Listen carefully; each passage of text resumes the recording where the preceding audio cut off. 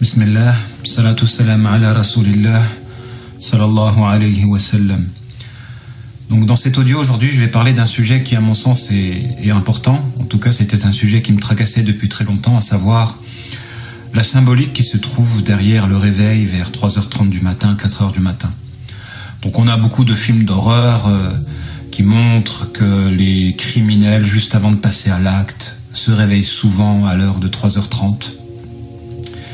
En tout cas, c'est une heure qui m'a souvent interpellé parce que je pense que vous avez tous au moins été confrontés à un réveil spontané dans les alentours de 3h30, 4h. Après, ça dépend des saisons. Hein. Quand c'est l'été, c'est peut-être 3h30. Quand c'est en hiver, c'est à peine plus tard. Quoi qu'il en soit, ce réveil spontané m'a toujours interpellé. Est-ce que c'était un réveil plutôt démoniaque ou un réveil plutôt angélique ? Et force est de constater qu'aujourd'hui, j'en suis arrivé à la conclusion qu'il y a un peu des deux. Effectivement, les sorciers, c'est à ce moment-là qu'ils font leur sorcellerie. Donc les êtres démoniaques, c'est dans les alentours de ce 3h30, 4h du matin qu'ils opèrent. Du coup, cette heure a une relation avec le côté démoniaque, puisque c'est à ce moment-là que les sorciers, que les êtres maléfiques, que les enfants du démon opèrent. D'ailleurs, on les reconnaît au fait qu'ils sont souvent insomniaques et commencent à dormir dans les alentours de 3h30, 4h, 5h du matin, ça dépend des saisons. Du coup, il est possible que lorsque vous vous réveillez et que vous êtes frappé par une insomnie dans les alentours de 3h30, 4h du matin, voire 5h en hiver, alors probablement que c'est le signe que vous êtes ensorcelé. Ensorcelé dans le sens où une personne est axée, focus sur vous et vous envoie des ondes démoniaques. Effectivement, il existe des êtres humains qui sont plus de nature démoniaque que de nature humaine. Et ces gens-là, au moment où ils dorment, peuvent vous attaquer. Et parfois, ils sont éveillés et sont focus sur vous. Donc en fait, il y a des gens, quand ils dorment et qu'ils rêvent de vous attaquer, l'attaque s'opère à travers le monde du rêve. Donc si vous dormez à ce moment-là, vous pouvez subir des attaques. D'où la sagesse de rester éveillé au moment où vous êtes le fruit d'une attaque démoniaque qui s'opère dans le monde du rêve. Mais malheureusement, il y a des êtres démoniaques qui n'ont pas besoin de dormir pour vous attaquer. J'appelle ces personnes-là les enfants du diable. En fait, ce sont tout simplement des démons humains qui, eux, n'ont pas besoin de dormir pour vous attaquer, étant donné qu'ils sont eux-mêmes de nature démoniaque. Je dirais de nature inversée, dans le sens où le démon a pris l'ascendant sur leur personnalité. Les doubles facettes, en l'occurrence, ou les sorciers. Donc les doubles facettes ou les sorciers, eux, n'ont pas besoin de dormir pour vous attaquer, c'est-à-dire vous ensorceler. Donc là, il y a un point qui est important à mon sens, c'est la distinction entre des doubles facettes ou des sorciers qui, eux, même en étant éveillés, peuvent vous ensorceler, et les autres, les personnes siamoises démoniaques qui ont besoin d'être focus sur vous dans le monde de la nuit pour vous attaquer, c'est-à-dire par la voie du rêve. Du coup, la sagesse qui se trouve dans l'action d'être éveillé dans les alentours de 3h30, 4h ou 5h, ça dépend de la saison, c'est de justement rester éveillé. Car si vous dormez au moment où la personne vous attaque, vous risquez justement de faire en sorte que cette attaque se concrétise et se réalise et s'installe en vous. D'où la nécessité de rester éveillé et de ne pas tomber dans le piège de dormir au mauvais moment. Et à mon sens, pour moi, c'est le meilleur des remèdes quand on est victime d'un ensorcellement, c'est de ne jamais dormir au mauvais moment. Donc il ne faut pas tomber dans le piège de dormir, de faire des grasses matinées, de dormir après le fajr ou de dormir après l'asr. Bref, d'être affecté par des sommeils au-delà de la juste mesure. C'est un piège et c'est à ce moment-là que l'emprise démoniaque s'accentue. Donc il ne faut jamais dormir à des heures qui ne sont pas réservées normalement pour le sommeil. C'est un piège. Effectivement, si vous tombez dans le piège de mal agir face à une attaque démoniaque, c'est-à-dire un ensorcellement, vous risquez de développer certains symptômes qui vont saboter votre existence et vous éloigner du bonheur. Parce que je le répète, souvent les êtres démoniaques n'ont de jouissance dans ce bas monde que dans l'action de faire du mal aux autres. Ce sont les partisans du mauvais œil, les partisans de la corruption. Ces gens qui souffrent de voir d'autres personnes heureuses et qui se réjouissent par conséquent de leur malheur. Parce que n'acceptant pas de souffrir eux-mêmes, ils se sont donnés pour voie, afin d'apaiser leur douleur, que de faire souffrir un maximum de personnes. Donc, des êtres démoniaques. Ces gens-là, quand ils vous ensorcellent et que vous ne comprenez pas que vous êtes le fruit d'une attaque démoniaque, vous risquez de développer certains symptômes comme la crispation, l'action de démarrer au quart de tour. Et c'est malheureux parce que ce symptôme-là peut saboter vos relations qui vous sont chères, les relations familiales, les relations dans le monde du travail, les relations amicales, etc., etc. Le problème, c'est quand vous êtes ensorcelé et que vous ne savez pas que vous êtes ensorcelé, vous risquez de devenir un absorbeur négatif. C'est-à-dire que vous allez absorber la négativité environnante. Et du coup, vous allez être crispé, démarrer au quart de tour et peut-être tomber dans le piège de bouc émissérisé. C'est-à-dire que de rendre les personnes en face de vous comme bouc émissaire de votre propre mal-être. Du coup, ces êtres démoniaques, ces ensorceleurs, ces sorciers, ces doubles facettes, peuvent être la cause de conflits que vous pensez être provoqués par les gens en face de vous, alors que ce sont des gens distants. L'arnaque se trouve ici. Un sorcier, une sorcière, un pervers narcissique est capable de créer des conflits dans vos relations intimes avec l'illusion que vous pensez que c'est les gens qui sont en face de vous qui sont à l'origine des conflits. Parce que vous allez être un absorbeur négatif, vous allez être crispé, démarrer au quart de tour et tomber dans le piège de prendre les personnes en face de vous comme des boucs émissaires de votre mal-être. Alors imaginez le mal que ces gens font. Ils parviennent à séparer l'homme de sa femme. Ils parviennent à casser une relation entre un parent et son enfant. Ils parviennent à ce que des gens perdent leur boulot. Ils parviennent à ce que des gens s'éloignent d'Allah subhanahu wa ta'ala. Mais bien sûr que ce sont des êtres démoniaques qui méritent l'enfer éternellement. Et toute personne qui a une image positive d'un sorcier alors qu'il assume la malédiction d'Allah subhanahu wa ta'ala.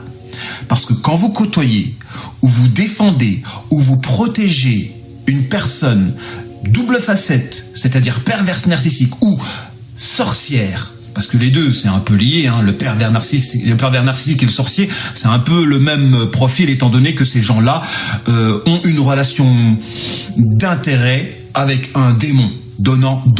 Et c'est tout simplement la définition d'un pacte démoniaque. Ainsi, les personnes qui côtoient ce genre d'individus doivent assumer les conséquences de la malédiction qui les frappera. Et cette malédiction peut se traduire par un développement d'une perversion, une atteinte à l'endroit du mental, donc un développement de la folie, ou des problèmes à l'endroit de leur santé. Et si cela ne les touche pas directement, ça risque de toucher leurs proches. Donc, il est fondamental de veiller à se protéger soi-même d'éventuelles relations avec des pervers narcissiques ou des sorciers, afin de protéger les gens qui sont sous notre tutelle. Parce que si nous ne sommes pas vigilants, la négativité de notre voilement de la face par rapport à nos relations risque de déteindre sur les gens qui nous tiennent à cœur.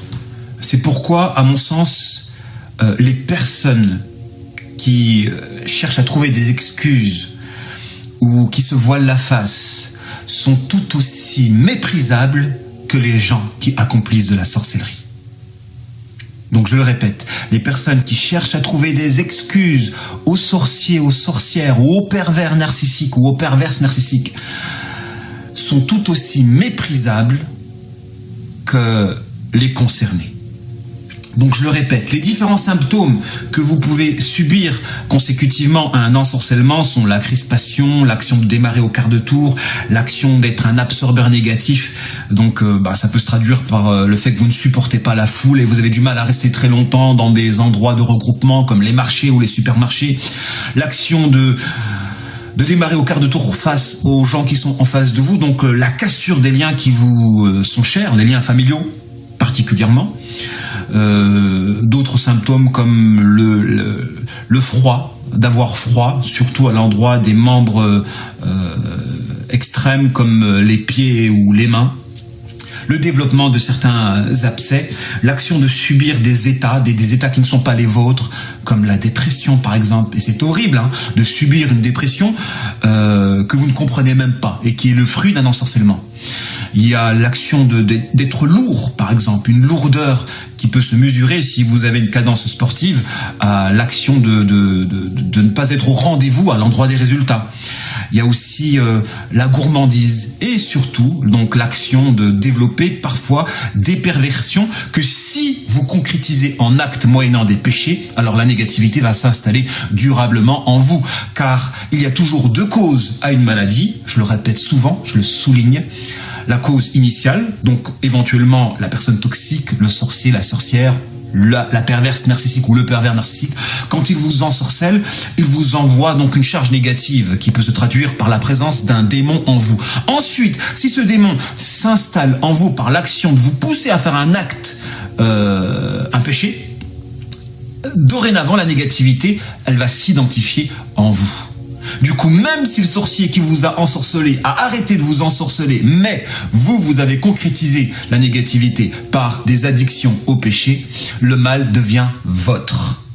Alors, en conclusion, j'aimerais que vous preniez conscience de la gravité de la sorcellerie et de l'ensorcellement, parce qu'il y a des gens qui sont tout simplement des enfants du diable et qui ne peuvent pas se passer de nuire aux autres. Parce que leur raison d'être se trouve justement dans l'action de corrompre et de détruire. Et à ce niveau-là, Allah Ta'ala les a châtiés par l'action de se tromper eux-mêmes. Parce qu'ils savent qu'ils sont des parasites, mais ne peuvent pas se passer de parasiter car ils sont aveuglés par rapport à leur propre négativité, dans le sens où ils vont se trouver une raison d'être dans l'action de corrompre. Que ce soit l'amour, que ce soit la bonne cause, etc. Mais au fond, ils savent. Dans ce sens, ils vivent vraiment la contradiction dans leur personnalité. Et ceci est leur châtiment dans ce bas monde. Ils savent qu'ils sont des êtres démoniaques, mais se voilent la face par rapport à cette nature dont ils ne peuvent se défaire.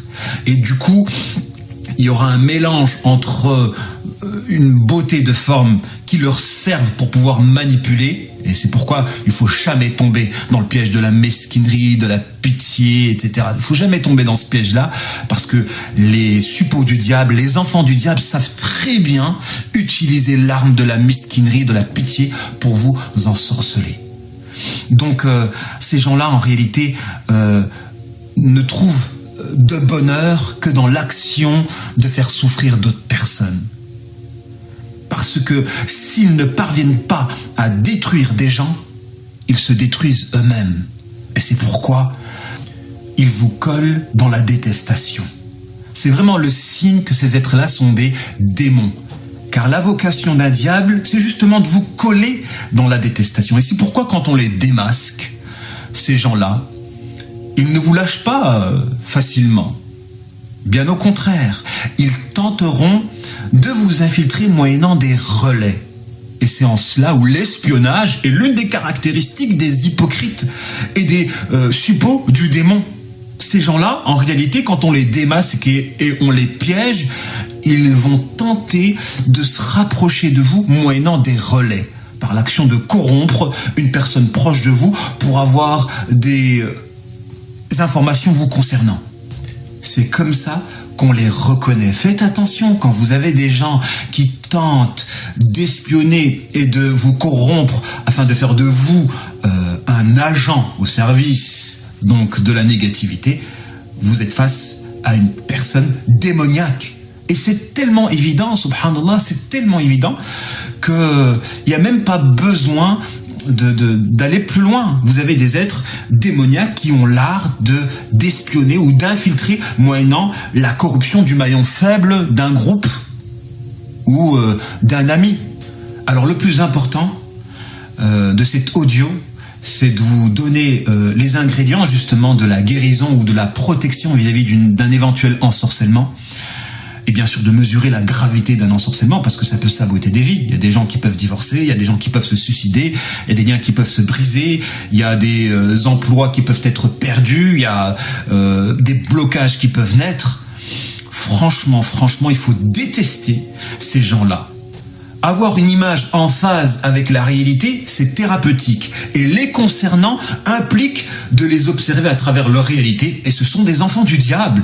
Et un démon, on ne peut pas l'apprécier ou lui trouver des excuses, etc. Il faut l'observer tel qu'il est. Et ceci doit générer en nous du dégoût à leur égard. Et quand on parvient à cibler l'origine d'une attaque démoniaque, wallahi, on guérit aussitôt. Parce que qu'est-ce qui fait la force d'un hypocrite ou d'un sorcier, d'une sorcière, d'un pervers narcissique? C'est quand on ne sait pas qui il est.